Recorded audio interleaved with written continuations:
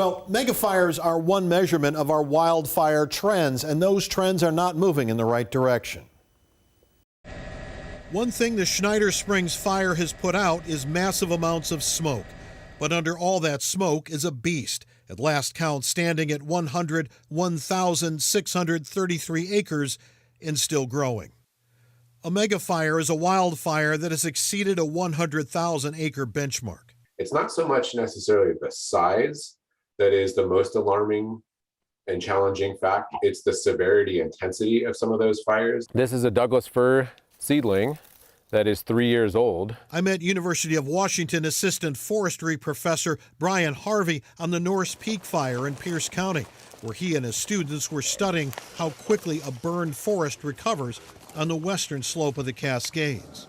Schneider Springs is on the east slope. But is this a fire you're going to want to go in there and research? Absolutely, yeah. It'll be very interesting to see what sort of an impact this fire had on that forest, both in terms of the immediate severity to the forest, but also how the forest is going to respond in the years and decades to come. But megafires are a benchmark. Schneider Springs amounts to the 11th megafire in Washington so far this century. That's more than double the 5 megafires in all of the 20th century. Total acres burned, as well as the number of large fires, both of those are on upward trends over the last several decades. Overall, well over 600,000 acres of Washington's wildlands have burned so far this wildfire season.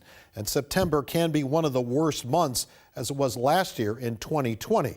We're hoping that does not happen again in 2021.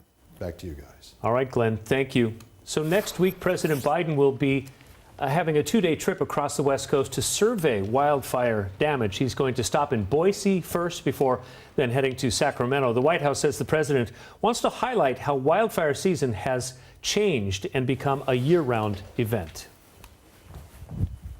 Well, that's why it is important to protect your home within 30 feet of a building. Limit the number of trees, keep them scattered, also keep wood piles and other burnable materials away.